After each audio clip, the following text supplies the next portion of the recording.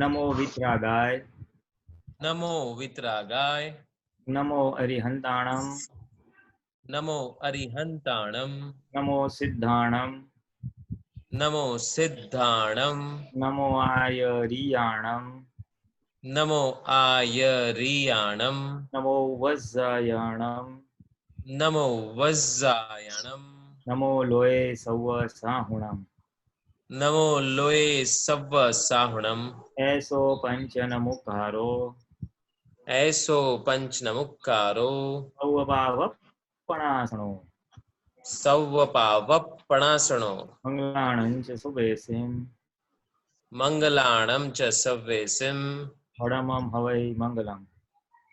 परमं हवै मंगलम्। ओम नमो भगवते वासुदेवाय, ओम नमो भगवते वासुदेवाय। ओम नमः शिवाय, ओम नमः शिवाय। जय सच्चिदानंद। जय सच्चिदानंद। जय सच्चिदानंद।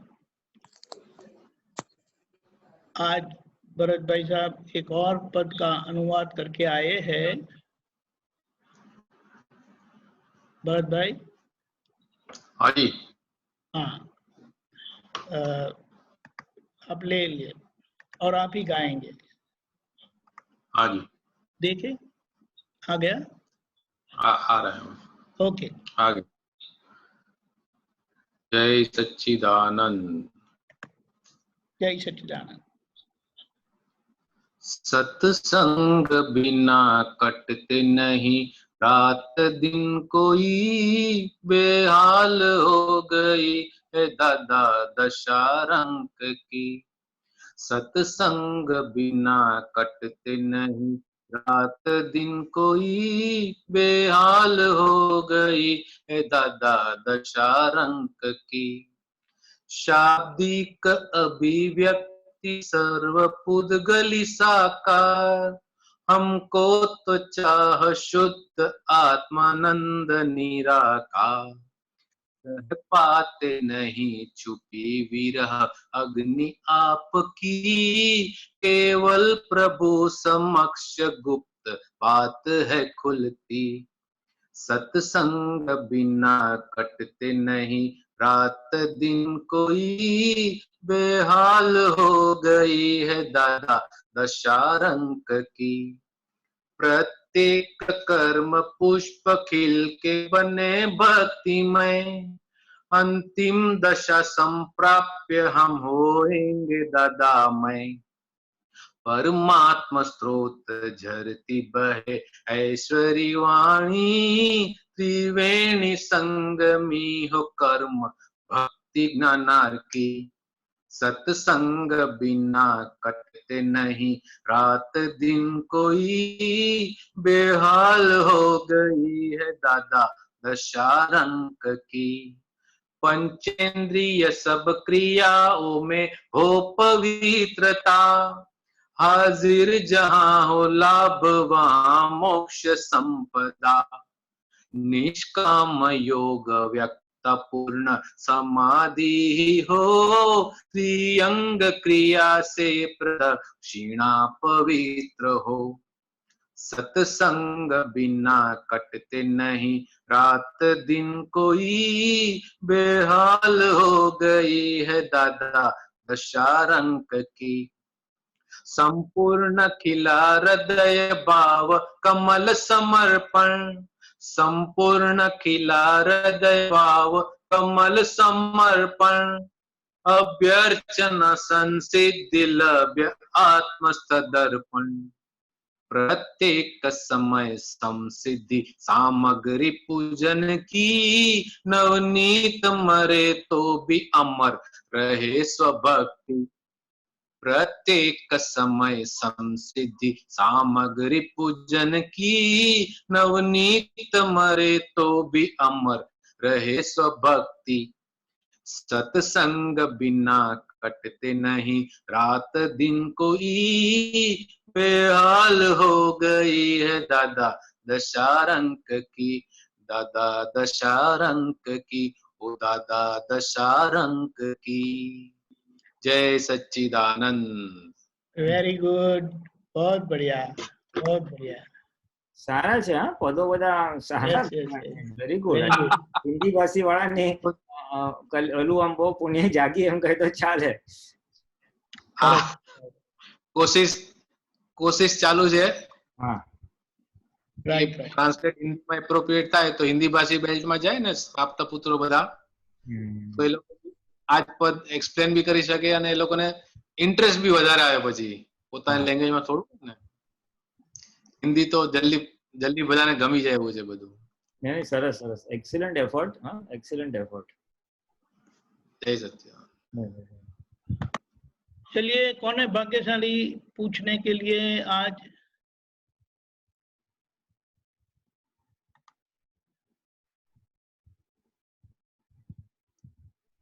जय सच्चिदानंद. हाँ आरव ने हाथ उठाया.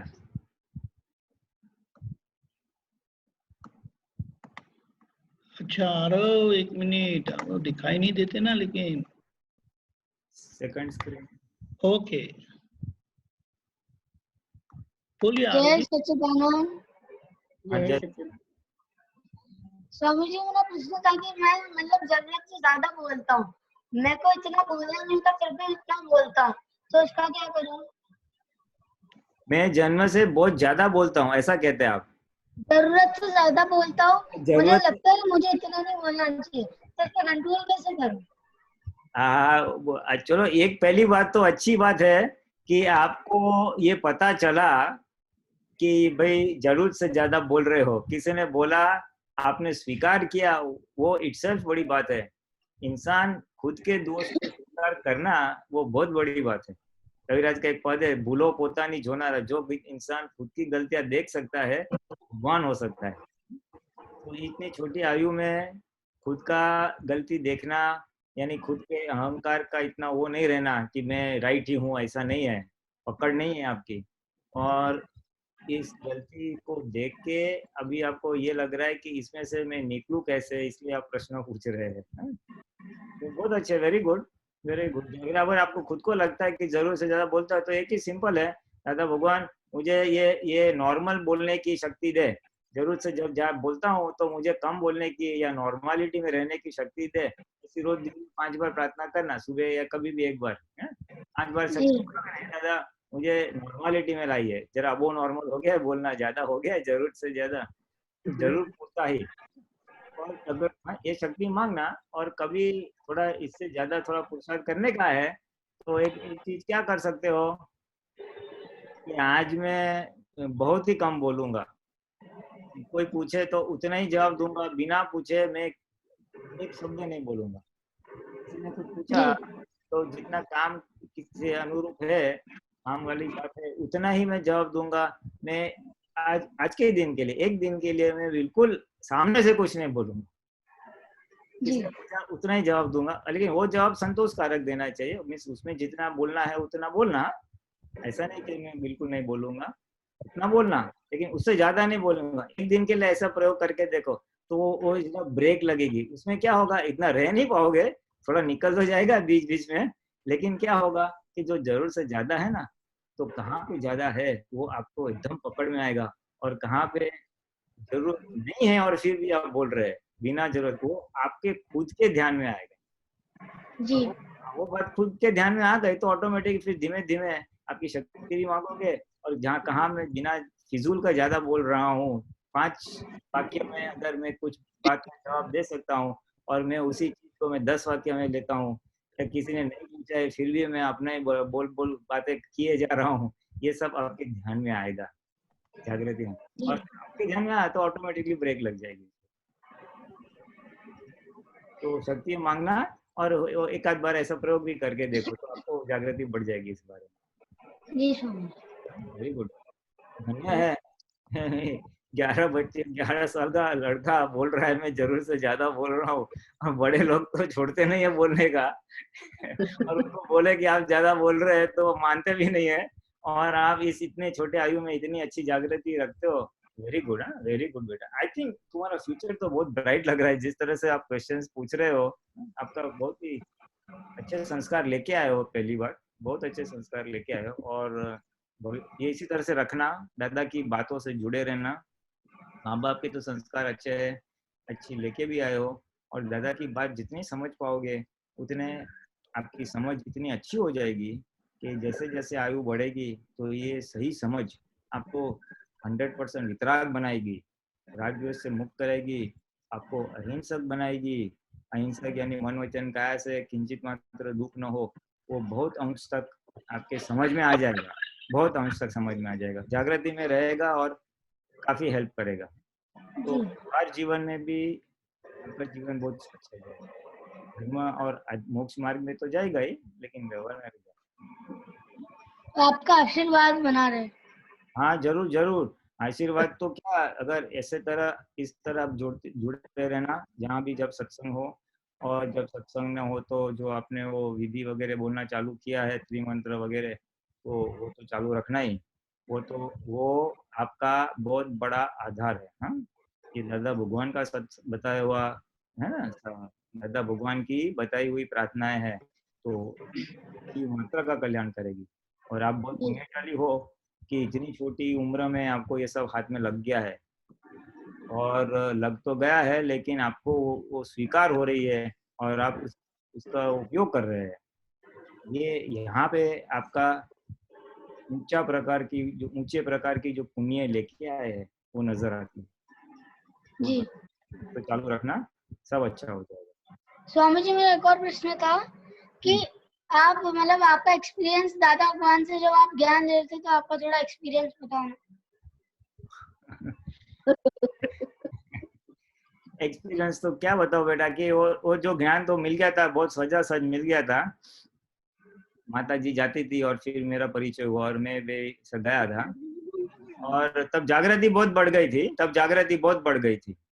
मैं शुद्धात्मा हूँ ऐसा बहुत एकदम सेपरेट हो गया था, शरीर अलग और आत्मा अलग, और मैं आत्मा ही हूँ, ये विशेष जागृति बड़ी थी। बहुत दिनों तक, काफी 1-1.5 साल तक चली थी, और बस एक आनंद का, एक अंदर का वो था, बस एक वो क्या है, वो अनुभव है, अभी उसको तो शब्दों में लिमिटेड व्यक्त कर सकते हैं, लेकिन एक वो थी, दादा की असीम कृपा थी, कुछ अच्छे पुण्य और संजोग थे, तो 10 साल दादा के साथ रहने का योग प्राप्त हुआ था, और बस अब मोक्ष मार्ग में हम पुरुषार्थ कर रहे हैं और आप सबको रास्ता बता रहे हैं। और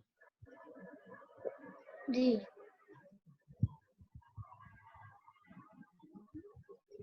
और कोई सवाल है आरव जी? जय सच्चिदानंद। और किसी को प्रश्न? अशोक जी बोलिए। जय सच्चिदानंद। हाँ जय सच्चिदानंद। स्वामी जी, मैं ये पूछना चाह रहा था कि जैसे कहते हैं ना कि हमें तो फाइलों का समभाव से निकाल करना है। अब वो फाइल चाहे अच्छी लगे चाहे हमको अच्छी नहीं लगे, हमें कोई राग द्वेष नहीं करना। लेकिन राग, चलो द्वेष तो नहीं करें, लेकिन राग तो हो ही जाता है ना। तो उस राग के लिए क्या करें? नहीं, राग बहुत अच्छा प्रश्न है। राग यानी क्या है कि वो हमें व्यक्ति पसंद है या वो संजोग पसंद है। हाँ, कोई खाने की चीज पसंद है, व्यक्ति पसंद है। हाँ, तो पहचानने वाली बात हो गई कि हमें पता चला कि इस चीज के हमें पसंद है, वो हमारा एक मोह है। व्यक्ति के साथ जो है, खास करके व्यक्ति के साथ, तो यहाँ पे भी ये चौथी आज्ञा उतनी ही असरकारक है। अच्छा। फाइलों का निपटारा लाना। अभी अधिकतर समय हम इस आज्ञा का द्वेष या नापसंदीदार संजोगों में उपयोग करते हैं कि भाई कि भाई ये फाइल आ गई, इसका संभव से निपटारा करने की शक्ति दे, क्योंकि दुख देता है। और राग भी उतना ही, ये आज्ञा राग के ऊपर भी उतना ही अच्छी तरह से काम करती है।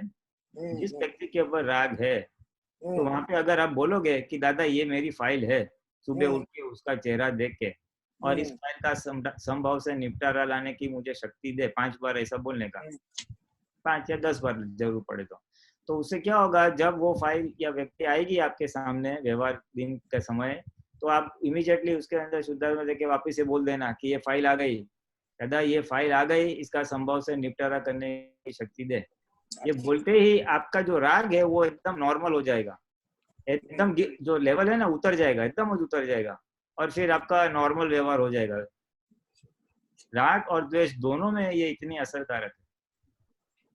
और खाने की पसंददार चीज है, उसमें तो क्या है, वो राग तो इतना नहीं बोला जाएगा, वो तो ऐसे परमाणुओं का हम लेके आए हैं। तो अशोक भाई को बोलने का, तुमको ये पसंद है तो खाओ, लेकिन जागृति पूर्वक खाओ। जागृति पूर्वक खाओ यानी आप जब वो खाते हो तो आपका ध्यान पूरा उसमें होना चाहिए, चित्त वहां पे 100% हाजिर रखो, और खूब चबा चबा के खाओ। तो खूब चबा चबा के और चित्त की हाजिरी में खाएंगे तो थोड़े में अपने को बहुत संतोष मिलेगा। अभी क्या होता है, वो पसंदीदा चीज हमारा ध्यान नहीं होता है, तो 2-4 खा लिया, फिर भी लगा अरे कुछ खाया नहीं, इसलिए वो और 2-4 खाना पड़ता है। पेट भले ना बोले, लेकिन जबान बोलती है कि हाँ खाओ खाओ, स्वाद के लिए खाते हैं। लेकिन चित्त की हाजिरी में चबा के खाओ ना, तो संतोष भी रहेगा और निपटारा भी हो जाएगा। और हमारे ध्यान में रहना चाहिए कि इस चीज का जरा अधिक प्रिय है, तो अशोक भाई को बोलने का कि भाई तेरे को आज थोड़ा खाया ना, अभी कल मिलेगा, और फिर बोलने का या नेक्स्ट हफ्ते मिलेगा, या जो भी है संजोग के अनुसार। तो उसको खत्म करना है, हमें उसको खत्म करना है, लेकिन उसको इंस्टॉलमेंट्स में खत्म करना है। जी सर। ये हमारी जो खाने की जो रुचि हो है, वो क्या है, रुचि इतनी ओवर पावरिंग है, इतनी स्ट्रांग होती है ना कि हमको बस खाए जाओ, जैसे मजा आ रहा है उसमें, तो बंद नहीं होती है। तो उसका उपाय यह है कि आज तूने खा लिया, चलो अभी कल खाना, तो सॉरी, उसको इंस्टॉलमेंट्स में भी हम दे सकते हैं और हमको बाधक नहीं आएगी। ये तो क्या होता है उसमें, अरे बहुत मजा आ गया, अभी और खाएंगे, अभी खाएंगे। तो ये जो मजा आ गया ना, वो बात को देखने का और अशोक भाई को बोलने का, तू मजा आया, अच्छा हुआ, लेकिन ये सब उद्गल सुख है, तू जितना इसमें तन्मयकार रहेगा उतना तेरा आत्म सुख चला जाएगा। आत्म सुख यानी क्या, कि उसको जानने का, ज्ञाता दृष्टा रहना, उसको वो आत्म सुख है, आत्मचारित्र है। तो जितना जितना हम पुद्गल पक्ष में चले गए, यानी शरीर के पक्ष में चले गए, इस एग्जाम्पल में मानो कि आपके खाने के स्वादेंद्रियों में चले गए, तो अशोक भाई को बोलने का, तू इतना स्वादेंद्रिय में जाएगा तो फिर तेरे को क्या रुचि होगा, वृत्ति कहाँ जाएगी, चलो और मिले। आज मानो रसगुल्ले में रुचि है, तो रसगुल्ला आज खाया, चलो अभी कल खाएंगे, अभी दूसरी बार कब मिलेंगे, अभी ये हलवाई से नहीं लेने के, ये बड़े थे, ये छोटे थे। तो पूरी वृत्ति खाने में या पुद्गल पक्ष में जाएगी। और दादाजी बोलते हैं कि जितना तुम पुद्गल से सुख लोगे तो फिर आत्मा का सुख अंदर जो पड़ा है वो आने का बंद हो जाएगा। जी सर। यानी ये तो एक समझ देनी है, ये फाइल नंबर 1 को समझ देनी है। आज जो रुचि आ रही है उसका वो क्या है, वो एक इफेक्ट है या परिणाम है। ये परिणाम आया कहाँ से, तो कि पिछले अवतार में हमने इस चीज में सुख का आरोपण किया था। हमने पिछले जन्म में बोला था, यार ये खाना जो भी है, मानो ये रसगुल्ले खाने में बहुत मजा है, कितना स्वादिष्ट है, सब लोग मजा कर रहे हैं, मुझे भी मिले तो अच्छा है। यानी खाने के चीजों में सुख का आरोपण किया था। ऐसा कोई भी इंद्रिय का हो सकता है, आंखों का इंद्रिय का भी हो सकता है, टीवी देखना या अन्य प्रकार से आंखें के विषय से सुख लेना। तो हमने पिछले अवतार में जब हमारे पास आत्मज्ञान नहीं था, तो इन चीजों में लोगों का देख के और हमारी समझ के अनुसार हमने इसमें सुख का आरोपण किया था। हाँ, ये इसमें ये करने से सुख मिलेगा, ये करने से सुख मिलेगा, ऐसा सुख का हमने आरोपण किया था। इसलिए आज हमारे सामने परिणाम स्वरूप में आ रहा है कि वो खाने की चीज देखी तो एकदम आकर्षण होता है, हाँ चलो खाए, और मजा भी आएगा, क्योंकि हमने केवल उसमें सुख किया है। किसी ने करेले या कड़वे में इतना आरोपण नहीं किया होता है, इसलिए वो इसमें इतना आकर्षण नहीं होता है, समझ में आया ना। तो ये आज इफेक्ट है, और हमारा ज्ञान क्या बोलता है, इफेक्ट तो आने वाली है, हम उसको दबा के बंद नहीं कर सकते। हमारा आज का ज्ञान कहता है उसको जानो। तो हमारा ज्ञान क्या कहता है, भाई इसको जानो, इतना माल भरा हुआ है, अशोक भाई ने इतना माल भरा हुआ है और इतना उसको मिलेगा, तो उसको आने भी दो और जाने भी दो, लेकिन मेरे जागृति पूर्वक होना चाहिए। इसलिए मैं इतना ना खा डाऊं कि मेरे जागृति भी आवरण हो जाए। कोई भी चीज ज्यादा खाते तो फिर वो घेन जैसा होता है ना, नशा जैसा होता है, तो हम जागृति डल हो जाती है।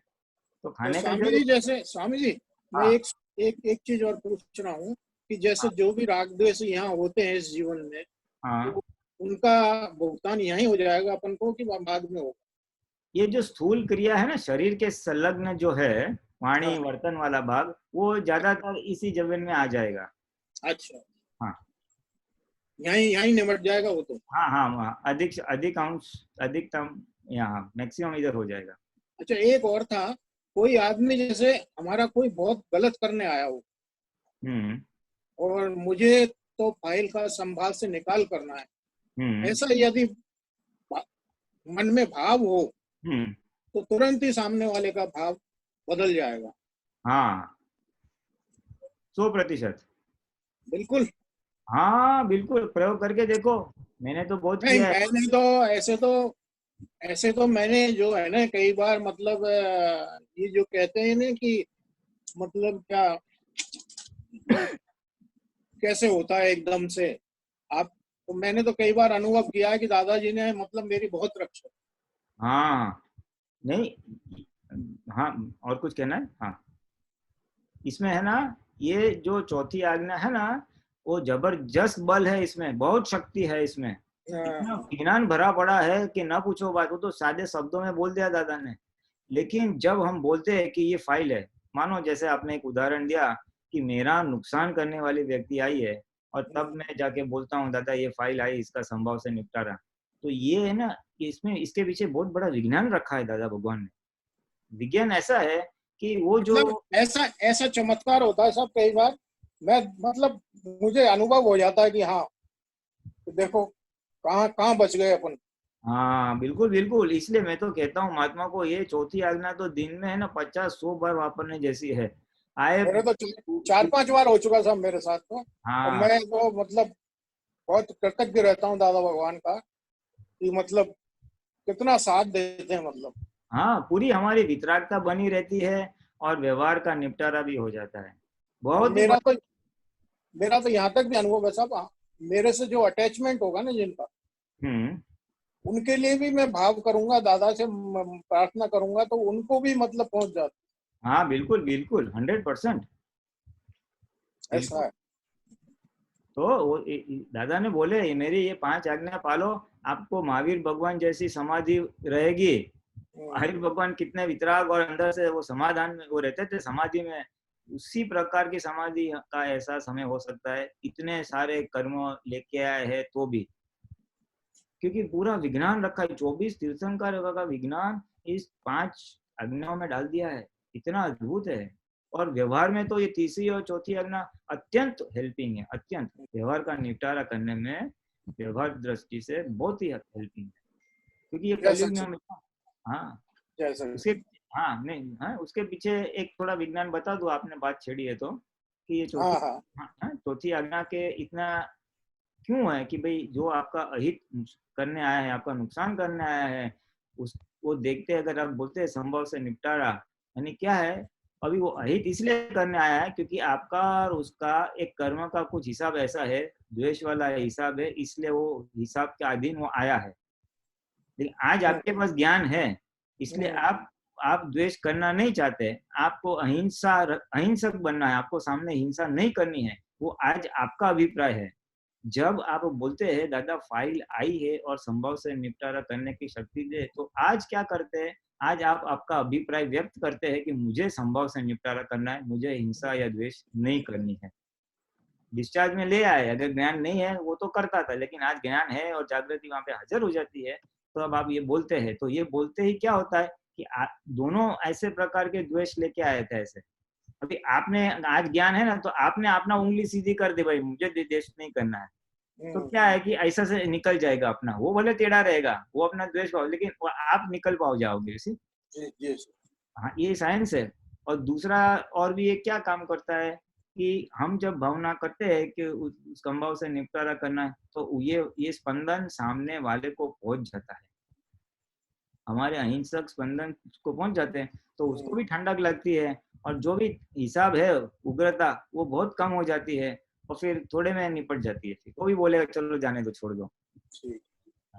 इतना बहुत अद्भुत विज्ञान है उसमें, अद्भुत विज्ञान। जय सच, जय सच, जय सच्चिदानंद।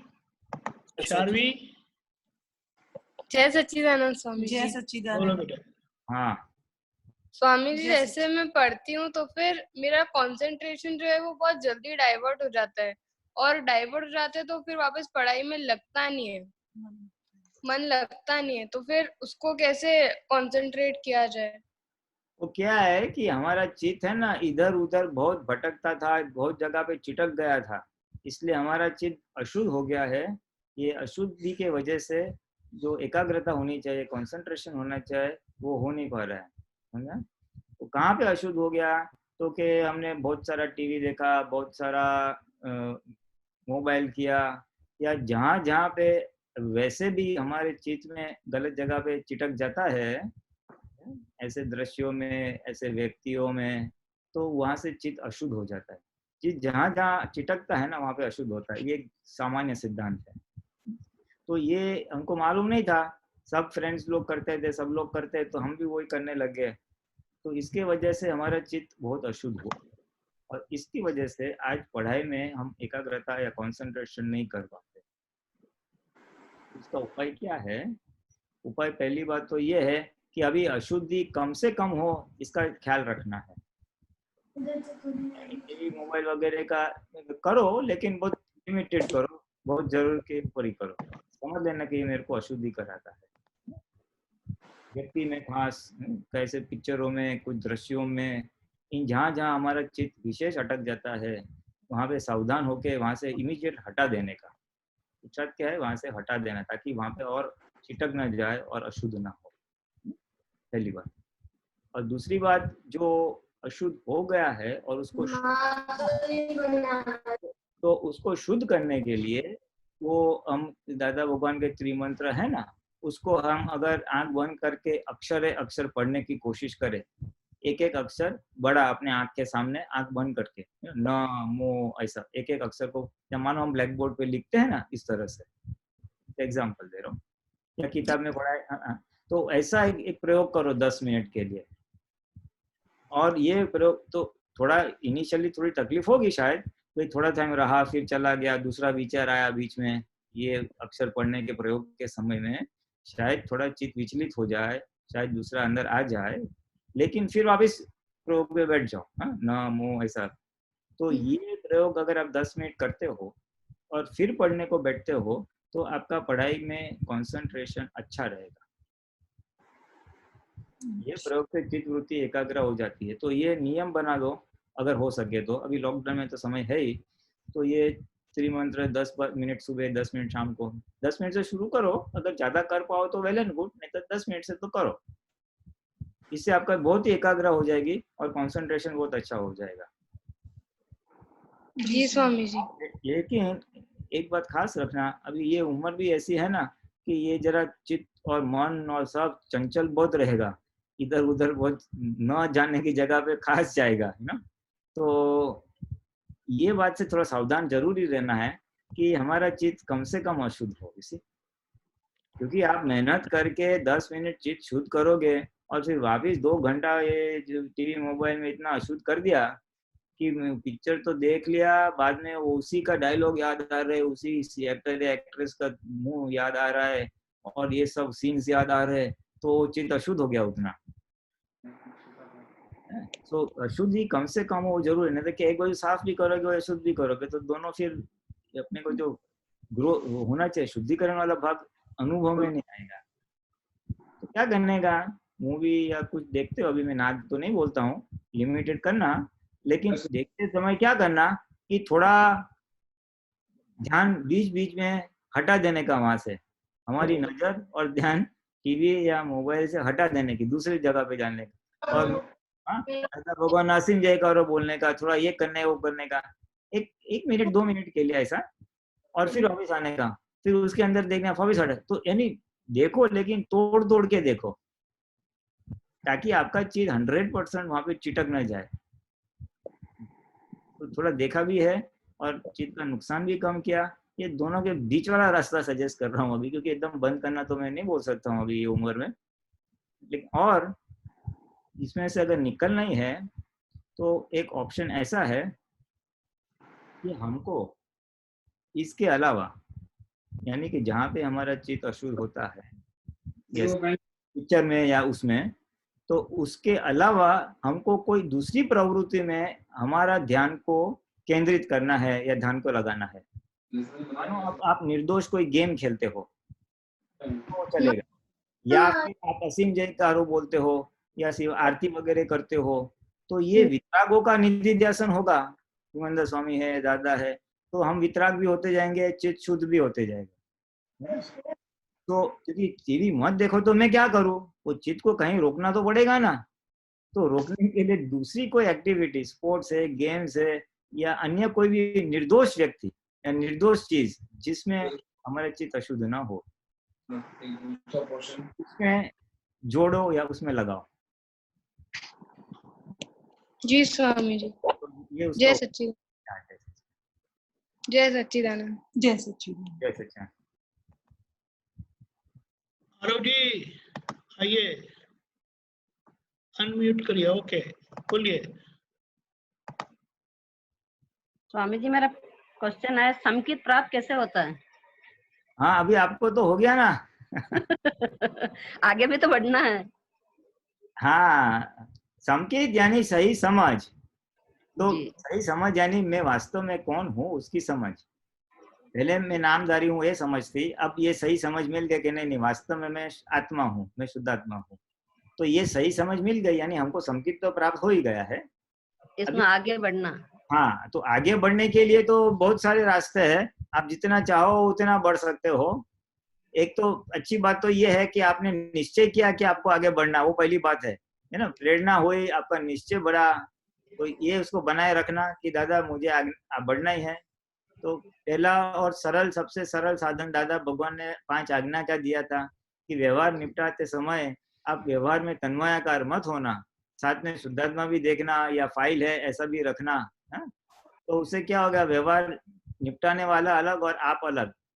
फाइल नंबर 1 व्यवहार निपटा रही है, यानी का चलो खाना पकाया या घर का कुछ काम में हाथ बटाया। हाँ, तो ये इन 5 आज्ञा एक साधन है। दूसरा साधन ऐसा है कि हम अपने फाइल नंबर 1 से बातचीत करें, क्योंकि हम फाइल नंबर 1 से अलग हो गए ना। तो जतन देवी से बात करने की, चलो तूने रसोई काम कर लिया, अभी थोड़ा आराम कर ले, बाद में तेरे को ये काम करने का है, ये काम कर लिया, यानी थोड़े थोड़ा बीच बीच में उसके साथ बातचीत करने का। अगर वो थोड़ी थक जाती है तो बोलने का, घबरा नहीं, मैं तुम्हारे साथ हूँ, हाँ मैं अनंत शक्ति वाला हूँ, मैं शक्ति वाला बोलो। तो उसको थोड़ा बातचीत करके प्रोत्साहित करने का। किसी पर अगर गुस्सा हो जाती है तो उसको बोलने का, भाई गुस्सा क्यों किया, चलो अभी आपने अतिक्रमण किया, अभी आप प्रतिक्रमण करो। फिर उसको बोलने का, चलो ना धो लिया, चलो अभी आरती कर लो, आप आरती का टाइम हो गया। भले आप आरती करने वाले, लेकिन थोड़ा उसके साथ बातचीत करोगे ना तो सेपरेट हो जाएगा, करने वाला अलग और जानने वाला अलग। क्या जी। ज्ञान में या मोक्ष मार्ग में आगे बढ़ना यानी क्या कि मैं आत्मा हूँ, ये जागृति कितने अंश तक हम निरंतर बना सकते हैं। यानी आत्मा मैं हूँ और मैं जानने वाला हूँ और क्रिया करने वाला फाइल नंबर 1 है, दोनों अलग है। ये जागृति बनाए रखना, यही मुख्य पुरुषार्थ है हम। क्योंकि शरीर है तो क्रिया तो रहने वाली ही है, विचार आएंगे, वाणी होगा और वर्तन भी होगा, ये तो रहने वाला है। लेकिन वो करने वाला अलग है और मैं अलग हूँ उसको जानने वाला। ये कितना अंश तक हम बना सकते हैं, ये ज्ञान की जागृति की एक प्रगति का मापदंड है। हम जितना हमारे फाइल नंबर 1 का ज्ञाता दृष्टा या देखने वाला बन सकते हैं, ये अंतिम पुरुषार्थ है। पुरुषार्थ की अंतिम हमारा लक्ष्य क्या है कि निरंतर हम अलग रह पाए। अभी हम रह पाते हैं लेकिन टुकड़े टुकड़े में रह पाते हैं, ऐसा नहीं रहते पाते, नहीं रहते हैं, अच्छी तरह से रहते हैं, लेकिन बीच में फाइल आती है, व्यवहार आता है तो वापिस तन्मयकार होता है, वापिस कुछ अघटित होता है तो क्रोध आता है। यानी पुरानी क्रोध में अभी तो गुस्सा बोलेंगे, तो ये सब ऐसे भरा हुआ माल निकलेगा। फिर कुछ अच्छी चीज आएगी तो उसमें मोह हो जाएगा, तन्मयकार हो जाएगा, पोतों के ऊपर मोह आ जाएगा, सब हो जाएगा इसी। तो ये हमको देखना है, फाइल नंबर 1 में भरा है तो निकलेगा, तो निकल रहा है और उसको देखो, ये हमारा पुरुषार्थ का अंतिम लक्ष्य है। इसके लिए हम ये सब सत्संग करते हैं। तो 5 आज्ञा भी रखना, फाइल नंबर 1 से बातचीत भी करना, और फिर उसको अच्छी अच्छी चीज में लगाए रखना। यानी अपना आरती है, कीर्तन भक्ति है, उसके पास करवाने का। तो क्या संसार वृत्ति हमारी संसार की तरफ नहीं जाएगी, वृत्ति हमारे शरीर या पुद्गल पक्ष में नहीं जाएगी, वृत्ति से दूर रहेगी। तो उतनी वृत्ति भी शुद्ध हो जाएगी, उसका आनंद आएगा और लगेगा कि चलो इसमें और बढ़े। जी सर। हाँ, अभी तो देखो, अभी आपका तो व्यवहार अधिकांश पूरा हो गया है ना। जी। आपकी जो जिम्मेदारी थी बच्चों को बड़ा करना, शादी करना, अभी उनके बच्चे भी हो गए, अभी आप तो फ्री हो गए। तो अभी आप जितना दादा के सन्मुख रहेंगे, यानी आप जितना आपके आत्मा के सन्मुख रहना चाहो, उतनी आपके पास सारे अनुकूल संयोग है आज के दिन में। जी स्वामी जी। जी। सेहत भी अच्छी है, ना कोई पैसे कमाने का प्रश्न, ना कोई संबंधों का तनाव, कुछ नहीं। आपके मीन्स उदय कर्मों अच्छे साथ देने वाले हैं। तो वो उसमें उदय कर्मों में सुख साता नहीं रखने की, मैं चलो आत्मा में कितना रह सकती हूँ, टुकड़ा टुकड़ा में 100% नहीं रहेगा, 1 घंटा क्या थोड़ा गैप लिया थोड़ा ऐसा। तो ऐसे करते करते करते आपके ज्ञान में प्रगति होगी। और अगर एक चीज और आपको करनी है, तो समय मिले ना तो कहाँ पे हमारी फाइल नंबर 1 ने जब ज्ञान नहीं था तो कहाँ लोगों को दुख दिया है, कहाँ दोष हुए हैं, उनको याद करके हम साफ कर सकते हैं। जितना हम वो साफ करेंगे उतनी और जागृति बढ़ेगी। और बाकी के समय में हम शक्तियां भी मांग सकते हैं, हे दादा भगवान आपके जैसा ज्ञान, दर्शन, चारित्र और सुख मुझे प्राप्त हो, या 9 कल में है। ये ऐसे अलग अलग प्रयोग रखेंगे ना दिन के समय में, तो आत्मा पक्ष में भी जाएगा, प्रकृति शुद्ध भी होगी, आत्मा जागृति भी बढ़ेगी और मोक्ष मार्ग में प्रगति। स्वामी जी। जी सर। स्वामी जी, जैसा आपने चारों चीजों को बताया कि मतलब चित्त का ज्ञान मतलब अलग हो जाता है तो चित्त अशुद्ध हो जाता है, तो जो चित्त अशुद्ध हुआ उसको परमानेंटली शुद्ध कैसे करना है? ये शुद्धि का मैंने प्रयोग बताया ना कि 3 मंत्र वगैरह पढ़ेंगे ना तो उससे चित्त शुद्धिकरण होते जाएगी। पर वो तो टेम्पररी है ना कि 4 घंटे 5 घंटे, मतलब परमानेंटली कैसे कर सकते हैं? परमानेंटली तो वो परमानेंट तो ऐसा है कि वो जो आत्मज्ञान प्राप्त होगा तब तो मेन चित्त शुद्धिकरण होगी। और अगर परमानेंटली में तो ऐसा है, अगर आप अभी तो आपकी उम्र छोटी है इसलिए आप कर सकते हो, अगर आप चित्त को अशुद्ध न होने दे तो आपको शुद्ध करने की जरूरत ही नहीं है। ये ऐसी उम्र है कि यहाँ से चित्त अशुद्ध होना शुरू हो जाता है 11-12 साल से लेके 20-25 साल तक और फिर जिंदगी भर चलता है। लेकिन आपके इतने अच्छे संस्कार है तो अगर आप चित्त अशुद्ध होने ही नहीं दे तो आपको शुद्ध करना ही नहीं पड़ेगा। जी। कठिन है लेकिन सत्संग का माहौल रहेगा नंबर 1, और नंबर 2 आप कुसंग से जितना दूर रहोगे, मेरी बात ध्यान से सुनना, आप जितना कुसंग से यानी बुरी कंपनी, आप समझ रहे हैं ना, बुरे कंपनी का मतलब बुरे संगत। हाँ शू कहवाय? संगत। हाँ संगत। हाँ, आप बुरी संगत से जितना दूर रहोगे उतना आपका बहुत लाभ होगा। कलयुग में दादा भगवान बोलते थे कि जो इंसान बुरी संगत से, कुसंगत से अगर दूर है वो महापुण्यशाली है। इंसान सब अच्छे होते हैं लेकिन वो बुरी संगत का इतनी असर आती है कि फिर वो चित्त अशुद्ध हो जाता है। तो आप इतना तो अवश्य करना कि आप पुण्यशाली हो और इतनी उम्र, छोटी उम्र में मिल गया है कि बुरी संगत से बहुत दूर रहना। जी। हाँ, यानी इस प्रकार के फ्रेंड्स जो इस प्रकार की बातें करते हैं या इस प्रकार के काम करते हैं जो हमें बुरे की डेफिनेशन क्या है, किसको हम बुरा कहेंगे, क्योंकि जो चीज हम हमारे माता पिता को बता नहीं सकते, हम हमारे माता पिता से हमको गुप्त रखनी पड़ती है, ये सारी बुरी चीज आ जाती है। जी। तो ऐसे लोगों के साथ जो ऐसे कार्य करते हैं या ऐसी बातें करते हैं, इन लोगों के साथ दूर रहोगे तो आपको कुसंग की हवा नहीं लगी। भले आपका एक ही फ्रेंड हो या 2 फ्रेंड ही हो, लेकिन अच्छे फ्रेंड्स हो जिसके साथ आप अच्छी तो आपका चित्त अशुद्ध नहीं होगा और आपको मोक्ष मार्ग में जाने में बहुत सरलता। जी स्वामी। हाँ, कुसंग से खास दूर है। जय सच्चिदानंद। हाँ, घर में तो सत्संग मिल ही रहा है, घर का वातावरण तो इतना अच्छा और पवित्र है ही, तो बाहर से थोड़ा कचरा आ भी होगा ना तो घर में आके वो कचरा भी साफ हो जाएगा। हाँ, इसलिए घर के लोगों के साथ फिर ये भक्ति है, ये सत्संग जब तक चलता है, ये सत्संग है, इससे दादा की विधियां है, इन सब से निरंतर बनाए रखना। और कुसंग से दूर रहोगे तो आपका चित्त अशुद्ध होगा नहीं और वैसे ही शुद्ध हो जाएगा। जाओ, मैं गारंटी देता हूँ। ऐसे ही शुरू। हाँ स्वामी जी, हम सुबह सुबह भी सत्संग आते हैं वो देखते हैं, और अभी भी सुनते सत्संग। और हाँ शाम को भक्ति करते हैं। शाम को कीर्तन भक्ति भी करते हैं। हाँ, बहुत अच्छे, बहुत अच्छे। सुबह ज्ञान विधि हो जाती है। हाँ, वेरी गुड, वेरी गुड। जय सच्चिदानंद। जय जय सच्चिदानंद। गीता बहन। हाँ स्वामी जी। हाँ बोलिए। जय सच्चिदानंद स्वामी जी। हाँ, जय सच्चिदानंद। स्वामी जी, दादाजी ने जो विज्ञान और विज्ञान घन को कैसे डिफाइन, मतलब उसकी डेफिनेशन दी थी? विज्ञान घन, चैतन्य घन।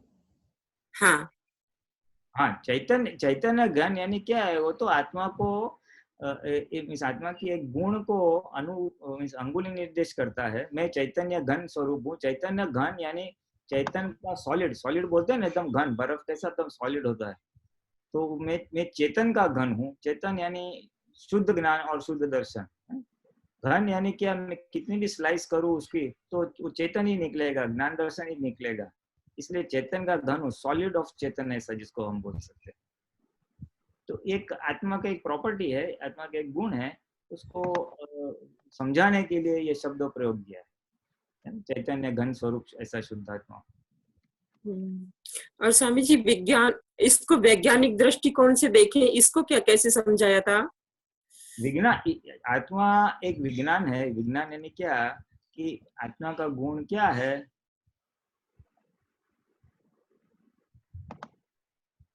आत्मा का गुण क्या है? आत्मा का गुण क्या है कि वो ज्ञान और दर्शन, ज्ञाता रहना और दृष्टा रहना, समझ में आया ना? तो जैसे आईना है, तो आईने के सामने जो भी जाएगा तो ऑटोमेटिकली क्या होगा? ऑटोमेटिकली क्या होगा? उसका चित्र दिखाई देगा, अपने आप प्रतिबिंब आएगा, रिफ्लेक्शन आएगा, है ना? उसको कुछ करना नहीं पड़े। तो ये आत्मा भी इसी तरह से वैज्ञानिक रूप से काम करता है। मैं विज्ञान स्वरूप हूँ कि अपने आप वो ज्ञेय झड़कते हैं उसके अंदर, उसको देखना नहीं पड़ता, झड़कते हैं उसमें। सारे संजोगों में ये ज्ञाता दृष्टा रहता है, ऐसा कहना चाहते हैं विज्ञान, चैतन्य घन। और स्वामी जी, क्यूब बोलते हैं ना, आपको क्यूब मालूम है ना? वो हाँ, चैतन्य, ऑल थ्री डायरेक्शंस।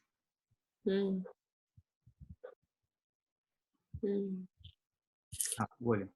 तो स्वामी जी, माना कि जैसे माना शुद्ध आत्मा यानी आत्मा और प्रकृति तो सारी संयोगों के आधार पर चल रही है, जो हमने प्रतिष्ठित आत्मा में चार्ज किया था। अब आत्मा इसका ज्ञाता और दृष्टा है। इसमें फिर हम अनुभव को कैसे खोजें? किसका अनुभव? कौन सा अनुभव? आत्मा के आनंद का। आप जितना प्रकृति के ज्ञाता दृष्टा रहोगे, वो आनंद अपने आप आएगा। शुद्धात्मा का गुण क्या है? ज्ञान, दर्शन, चारित्र और सुख बोलते हैं ना। तो ज्ञाता दृष्टा रहो तो आनंद उसका रिजल्ट ही है, ऑटोमेटिक आएगा, वहीं का वहीं आएगा।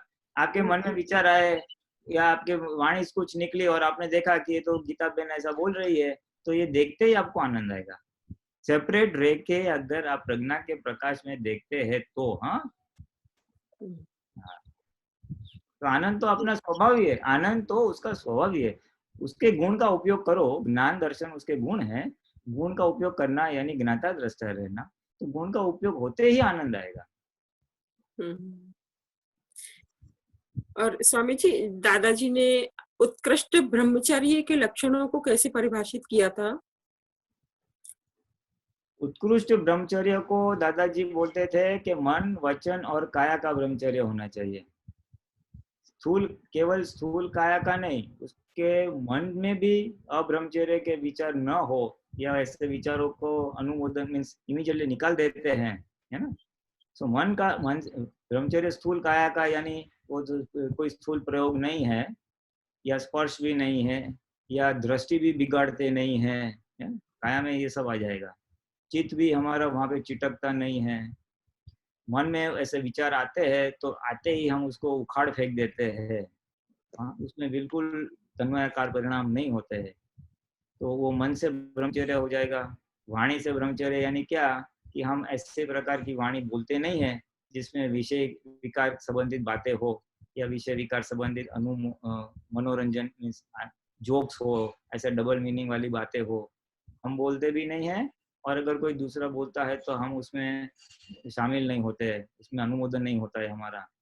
तो वाणी से ब्रह्मचर्य इस प्रकार से होता है, मन का और चित्त का हमारे जहाँ पे कहीं पर स्त्री या पर पुरुष पे आकर्षित हो जाता है तो तुरंत वहां से हम उसको हटा देते हैं और वो 3 विजन से वास्तविकता से उसको शुद्ध कर देते हैं।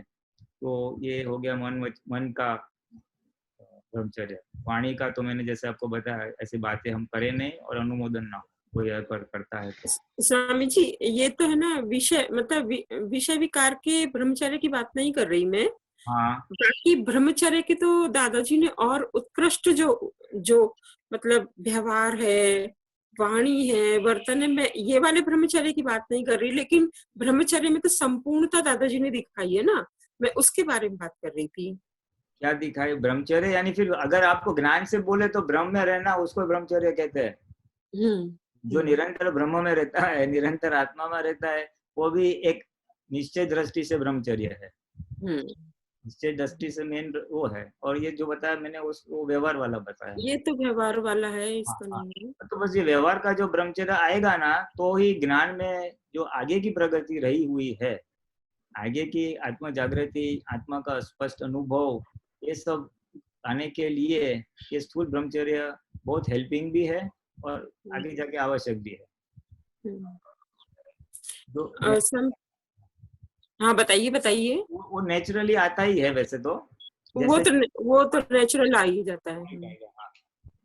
स्वामी जी मैं ये बोल रही थी कि जैसे दादाजी ने एक आज्ञा धर्म बताई और एक प्रज्ञा बताया, तो आज्ञा धर्म को उन्होंने शॉर्ट बताया कि ये तो बहुत पीछे की बात है, ऐसा उन्होंने मैंने आप्तवाणी में पढ़ा था। तो क्या कहना चाह रहे थे दादाजी? पीछे की बात है यानी शॉर्ट यानी क्या? मतलब जैसे वो बोलते थे कि क्रम मार्ग में आज्ञा धर्म दिया जाता था, लेकिन अभी जो प्रज्ञा धर्म जो दिया है वो उत्कृष्ट परिणाम है, वो ऐसा कहना मतलब ऐसे था। ऐसा तो पता नहीं, ऐसा तो नहीं है कुछ। अच्छा नहीं ऐसा तो नहीं है। दादा ने बोला ये 5 आज्ञा तो अक्रम की ही देन है, क्योंकि हमारे पास कर्म को बिना खपाए हुए डिस्चार्ज क्रोध मान माया लोभ को बिना खत्म किए ही आत्मदृष्टि प्राप्त हो गई है। इसलिए जो भरा हुआ माल निकलेगा उसमें हमारी जागृति चलित न हो जाए, इसके लिए उसके रक्षण के लिए आत्म जागृति चलित न हो जाए, आत्म जागृति के रक्षण के लिए ये 5 आज्ञा दी है कि भाई आप इसका पालन करना ताकि ये जो मैं शुद्धात्मा हूँ ये जागृति चलित न हो जाए। क्रम मार्ग में तो क्या है कि कर्मों को खपाते खपाते आगे जाते हैं। क्रम मार्ग में परिग्रह कम करते करते आगे जाते हैं, ये छोड़ दो वो छोड़ दो, ये छोड़ दो वो छोड़ दो, आखिर में घर छोड़ देते हैं, लक्ष्मी विषय छोड़ देते हैं। और फिर आगे जाके क्या करते हैं वहां पे, तो फिर क्रोध मान माया लोभ सबको छोड़ते छोड़ते छोड़ते आगे बढ़ना है। कुछ इस अवतार में छूटेगा, फिर उसकी भावना होगी तो वो नेक्स्ट अवतार में पड़ेगा, એટલે परोक्ष में जाए ख्याल में आया ना, तो वो ऐसा करते करते करते आगे जाता है। स्वामी जी दादाजी की तो जैसे ज्ञान प्रकाश की दशा का जो उनका जो ज्ञान प्रकाश था वो बहुत ज्यादा मतलब पावरफुल था, क्योंकि उनके अंदर 14 लोकनाथ प्रकट हुए थे, तो उनकी जो देशना निकलती थी वो तो आपको बहुत ज्यादा डायरेक्ट प्रभावित करती होगी, यानी कि माना उनका जो वचन बल है वो आपको बहुत तीव्र गति से लगता होगा। तो माना कि उनकी तो दर्शन से ही आपको उसकी अनुभूति रही होगी ज्ञान को समझने की, तो मतलब वो चीज हमको कैसे मतलब उनसे हमको कैसे प्राप्त हुआ? नहीं उनका तो था, आप जो कह रहे हैं मैं समझ गया। उनका एक वचन बल था और एक चारित्र बल। चारित्र बल यानी उनको प्रत्यक्ष आत्मा का अनुभव निरंतर था, ये वो निरंतर परमानंद में रहते थे, इसलिए उनकी हाजिरी मात्र से परमानंद का अनुभव हो जाता था। और वचन बल भी इतना बहुत ही उत्कृष्ट प्रकार का वचन बल था कि वो शब्द से ही हमारे अंदर आर पार उतर जाता था। वो जो बात हमको समझ में नहीं आवे तो इसने इतना वचन बल था कि सीधा हृदय में ऐसा उतर जाती बात और हमको समझ में आ जाती थी। वो अभी उनका एक चारित्र बल और वचन बल की एक उत्कृष्ट भूमिका थी। तो आप लोगों को भी वो लाभ हो सकता है अगर आप चाहे तो। उसमें देखो जिनकी जितना उनकी ऑडियो कैसेट या वीडियो कैसेट है, एक वो है, या तो फिर उनकी जो आप्तवाणी वगैरह है वो है, तो वो अगर आप विनय पूर्वक और दादा को प्रार्थना करके आप पढ़ें कि हे दादा भगवान, आपकी वाणी जैसे है वैसे समझ में आए और मेरा ज्ञान दर्शन दूर होके मुझे मति ज्ञान में समझ में आ जाए पूरा, ऐसी कृपा करे, तो ये ऐसा करके आप करोगे तो उतना आपको भी लाभ मिल सकता है। उनकी वाणी का आज भले प्रत्यक्ष रूप में नहीं है, भले थोड़ा स्थूल रूप में आ गया है, छप गई है, लेकिन आप भाव से करोगे ना तो आपको उनकी बात समझ में आएगी और क्या कहना चाहते हैं वो समझ तो आ जाओगे, लेकिन उसका वर्तन में अगर आपको आगे बढ़ना है पुरुषार्थ के अनुलक्ष्य में, तो पुरुषार्थ भी आपका शुरू हो जाएगा। वो आज की तारीख में उनका ऐश्वर्य तो काम कर ही रहा है, ऐश्वर्य तो काम कर रहा है।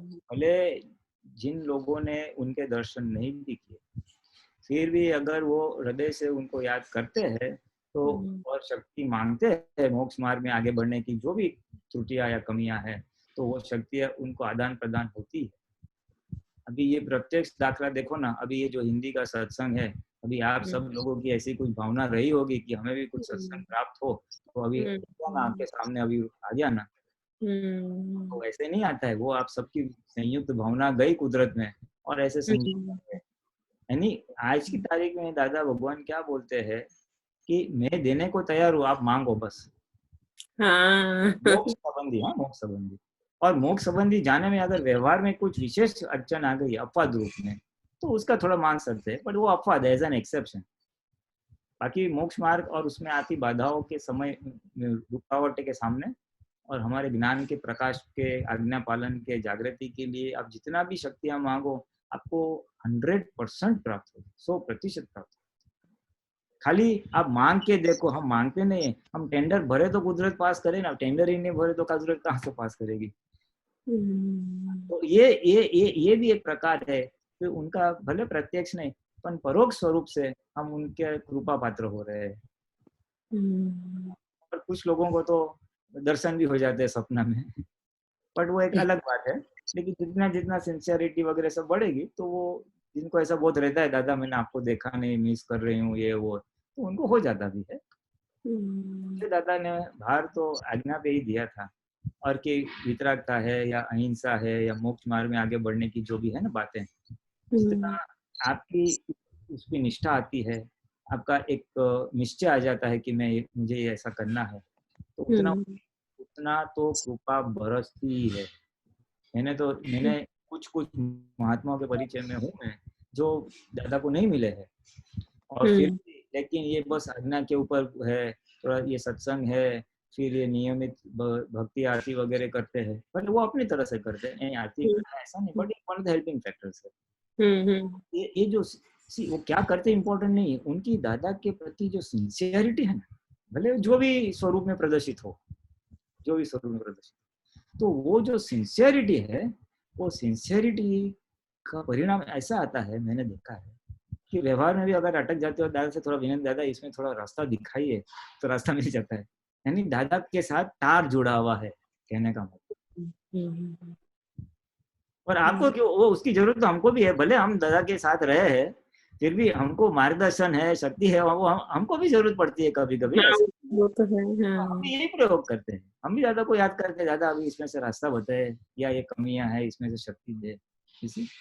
तो आज की तारीख में ये तार जुड़ा हुआ है। दादा ने तो बोले मोक्ष मार्ग के लिए मैं लंबे समय तक रहने वाला हूँ। हमारी तो ठीक, हमारी तो मोक्ष मार्ग जाने की भावना तो ठीक, उनकी स्वयं की भावना थी कि जगत का कल्याण हो। कि आज की नहीं, कितने अवतारों से भावना थी कि रास्ते चलते हुए आदमी को, सामान्य आदमी भी आसानी से मोक्ष जाए, ऐसा मिलेगा तब मैं मोक्ष जाऊंगा। वैसे उनका मोक्ष तो कब का हो रहा था, लेकिन ये जो उनकी भावना थी, और आज मीन्स उनके कार्य जब देह थे तब भी थी और अभी भी, कि भाई सारे विश्व में जो आज तकलीफ है सबको, जो बहुत ही बड़ी मुश्किल है, मुसीबत में, इन सबका कल्याण होना चाहिए, सबको ठंडक होनी चाहिए, और जो खपी जीव है वो मोक्ष भी प्राप्त करे, लेकिन ठंडक तो होनी चाहिए जीव मात्र की। ऐसी उनकी खुद की भावना बहुत थी, तो भावना अभी वो चालू है, अभी तो पूरी नहीं हुए क्योंकि सबकी ठंडक नहीं हुए। तो दादा बोले मैं बैठा हूँ, जहाँ भी होंगे वहां से, और मुझे एप्लीकेशन आई तो पास हो जाएगी। ठीक है स्वामी जी, आप सब लोगों का बहुत बहुत आभार रहता है। माध्यम तो आप ही सब है ना हमारे, तो बस हमारा कुछ है हिसाब होगा, और हमारी कृपा तो दादा की, हम तो क्या एक निमित्त है बस। दादा की मूल भावना थी, तो जितने अब तक उत्तरों में जो जो दर्शन है, समझ खिली हुई है, उसका लाभ सबको मिलता है। ऐसा नैमित्तिक है, सब निमित्त। मूल शक्ति और पावर तो, या जिसको हम कृपा बोलेंगे, वो तो उन्हीं की है, उन्हीं की है। सही बात है। और क्या है, वो खाली हमारे पे ऐसा नहीं है, हर एक महात्मा के ऊपर है। जो भी महात्मा पुरुषार्थ के पक्ष में है ना, सब वो भी आगे निकल जा सकता है, ऐसा नहीं है ये कुछ हमारा ठेका नहीं है। वो तो ठीक है, हम नैमित्तिक एक आप तक पुत्र बन गए, उदय हमारे कुछ बन गए। हर महात्मा को इतनी ही वो क्या लायकात है, और इतना मैंने देखा भी है, जितने महात्मा अच्छा पुरुषार्थ करते हैं, उनको भी बहुत अच्छा आत्मा का अनुभव, वितरागता का अनुभव होता है। तो कृपा पात्र तो हम सभी है, सभी के लिए दादा शरीक है। हमारी तैयारी होनी चाहिए उनके साथ चार्ज जोड़ने की। उनको स्वामी जी ऑडियो आता है ना उनका, उसमें उनका डायरेक्ट वाला आता तो गुजराती में है, लेकिन बहुत ऑडियो उनके समझ आते हैं। तो जब उनको बताते हुए देखते हैं तो बहुत हर चीज को उन्होंने क्लियर खुला किया हुआ है। हाँ, उनकी वो एक बहुत कड़ा और विशेष था कि एकदम सरल भाषा में कठिन चीजों का वो हमको समझा सकते थे। शास्त्र के जो कठिन कॉन्सेप्ट से बहुत सरल लोक भाषा में दाखला उदाहरण देके, एग्जाम्पल देके वो समझा सकते थे। और इसलिए तो हम सब समझ रहे हैं, नहीं तो कहाँ इतना कुछ आसान नहीं है वितरागों की बात समझना। सही बात है, इतना आसान नहीं है जितना आसान करके दादाजी ने दे दिया।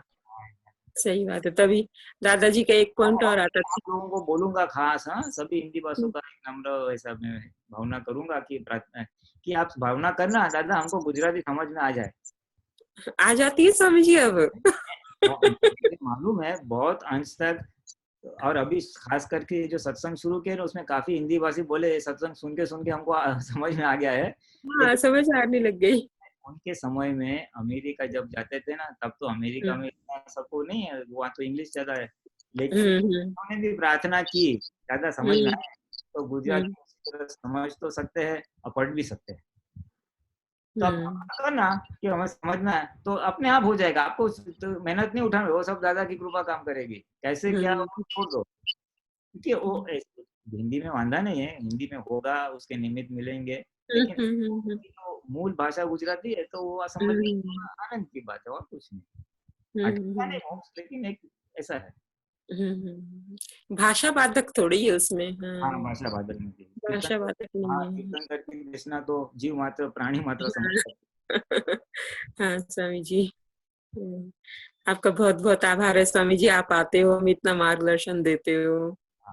सब आप सब लोग की पुण्य है, और हमारे तो दीपक आनंद ले रहे, हम तो एक बार आते हैं, वो तो सुबह से रात तक लगे। हाँ, सुबह से इनका तो बहुत है, सुबह से, और चेहरे पे जरा भी थकान नहीं है, जरा भी। कितनी दादा की कृपा है। वो तो आनंद में है। आनंद में है। मैं सभी का लाभ लेता हूँ। हाँ स्वामी जी। एक और प्रश्न ले पाएंगे? किसी को प्रश्न है? हाँ, तो पूछिए, बोलिए। हाँ बंसल, मिसेस बंसल बोलिए। जय सच्चिदानंद स्वामी जी। हाँ जय सच्चिदानंद।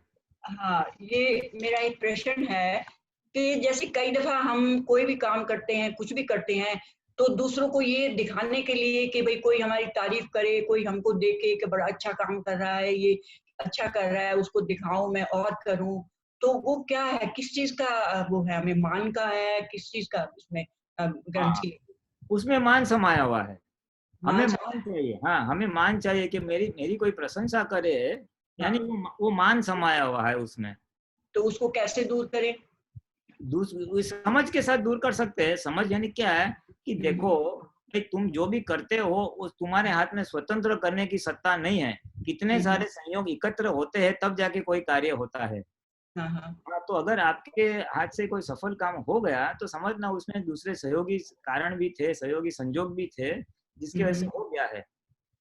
और अगर ये जो हूफ वाली बात है, कभी कभी क्या है कि हमको हूफ चाहिए, मेरी कोई तारीफ करे, मेरी तरफ देखे, मुझे थोड़ा प्यार दे, ये मानव शरीर की एक ह्यूमन साइकोलॉजी होती है कि उसको हूफ चाहिए, प्रेम चाहिए। तो अगर हूफ प्रेम वाली बात है तो थोड़ा समझने का कि प्रकृति को चाहिए, तो हमको अपनी ही प्रकृति को देने की, अपने फाइल नंबर 1 से बोलने का मैं तेरे साथ हूँ, दादा भगवान तेरे साथ है, तू दूसरों के पास भीख क्यों मांगती है? वो उधार का लिया हुआ सुख, वो भी टेम्पररी सुख, आज तेरी तारीफ करेगा सामने वाला, कल आके वही तेरी बुराई भी करेगा। ऐसी दुनिया में ऐसे टेम्पररी सुख के पीछे या टेम्पररी वाहवाह के पीछे क्यों पड़ी हुई है? तू भगवान के पास जा, सुख तो तेरे अंदर ही पड़ा हुआ है, तू अंतर्मुखी हो, ऐसे अपने आप को बोलने का। तो जितना हम अंदर का सुख की ओर बढ़ेंगे तो बाहर से सुख लेने की वृत्ति या डिपेंडेंसी, हमारा जो डिपेंडेंसी है वो कम हो जाएगी। अंदर का सुख नहीं मिलता है, इसलिए नॉर्मल ह्यूमन का साइकोलॉजी है वो बाहर से सुख लेगा। नहीं, अंदर का सुख कौन सा नहीं मिलता है? मतलब अंदर का यानी वैसे मैं संतुष्ट हूँ, मैं आत्मा हूँ, अनंत सुख का धाम हूँ, अब मुझे मोक्ष जाना है, संसार की विनाशी चीज कोई खपती नहीं है, राग द्वेष बस निकाल देने का है, ये अंदर का एक सुख है ना। हाँ, अंदर से वैसे आदमी संतुष्ट रह सकता है।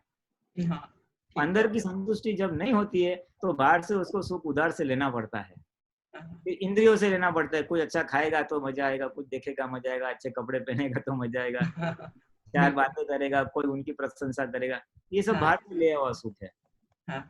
तो अपने आप को बोलने का अंदर सुख पड़ा है, अंदर भगवान है, तू बाहर से क्यों भीख मांग रही है, ऐसा समझा के। ये कि बंद नहीं होने वाला है रातों रात, लेकिन ऐसा समझा के धीमे धीमे अंदर का सुख बढ़ेगा और बाहर से वृत्ति जो है कि बाहर से प्रशंसा मिले वो बहुत कम हो जाएगी। हमें अपने आप को प्रशंसा करने की है, फाइल नंबर 1 को बोलने का, भाई अच्छा किया, आज तूने अच्छे सुबह बराबर उठ गई, विधि बराबर की, बहुत अच्छा किया, तू बहुत अच्छी है, बहुत अपने आप को बोलने का बहुत अच्छी है। तो बाहर से सुख लेना या प्यार खोजने की जरूरत नहीं पड़ेगी।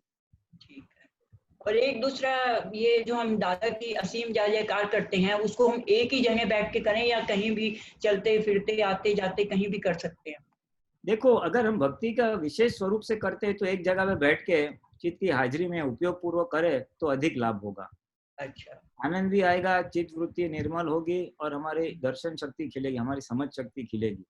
तो एक भक्ति ना, हम क्या भगवान से तार जोड़ रहे हैं, हम हमारे आत्मा के साथ तार जोड़ रहे हैं। दादा भगवान असीम जयकार बोलते हैं तो भले चित्रपट में हम दादा भगवान रखते हैं नजर के सामने चित्त में, लेकिन भक्ति के अंदर के भगवान की हो रही है, तो वो जितने एकाग्रता पूर्वक है उतना लाभ विशेष होगा। अच्छा, जैसे भी हम एकाग्रता पूर्वक करते हैं ना, कोई भी कार्य स्त्री करते तो हलते चलते थोड़ी करते, ध्यान पूर्वक स्त्री करते तो ये काम सफल तो होगा, है ना। व्यवहार नहीं, जैसे कुछ काम वाम कर रहे हैं उस समय दादा भगवान असीम जय मन मन में बोलते रहे, करते रहे। आता हूँ, मैं उस पे आ रहा हूँ। यानी ये जो अगर हम भक्ति के स्वरूप में कर रहे हैं तो ये बैठ के करो, और उसके अलावा हम घूम रहे हैं, काम कर रहे हैं, उसके साथ बोलो तो अच्छी बात है।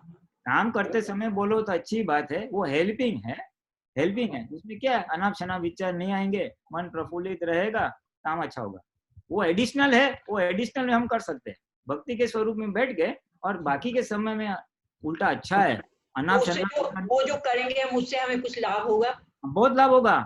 आपका एक तो काम अच्छा चलेगा और दूसरे जो नहीं तो ये नहीं करोगे तो दूसरे विचार तो आएंगे ही मन में, वो राग देश वाले होंगे तो उल्टा ना आपका आनंद चला जाएगा उसमें।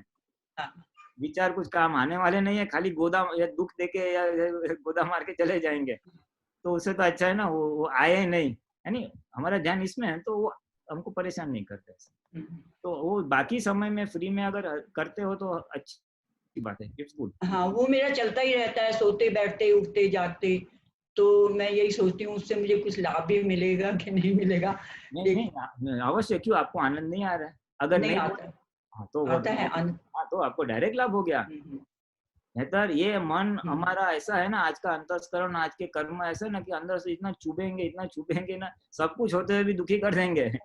घर है, खाना पीना है, सेहत है, पैसा है। स्वामी जी एक बात और है, जैसे मैं कई दफा मंदिर में या कहीं भी तीर्थ स्थान पे जाते हैं, उस सपन में मुझे ऐसे लगता है कि मैं जा रही हूँ, और जब मैं दर्शन करने के लिए एकदम पास में आ जाता हूँ, किसी मंदिर में श्री राधा कृष्ण का है या कोई भी और देव का है, तो जब मैं पास पहुंचती हूँ उस समय मुझे कोई ना कुछ अड़चन आ जाती है, जैसे कोई पर्दा आ गया या टाइम हो गया जी, अभी तो पट बंद हो गए, या कुछ इस टाइप की अड़चन आ जाती है। मन में फिर मुझे बहुत अफसोस रहता है कि मैं उसके पास करीब पहुंच के भी वहां दर्शन नहीं कर पाई। तो उसके लिए मुझे कुछ बताइए, मेरा भ्रम है या सचमुच में ऐसा मेरे अंदर कोई कमी है जिसको मैं उसको ठीक कर सकूं और दर्शन पा सकूं?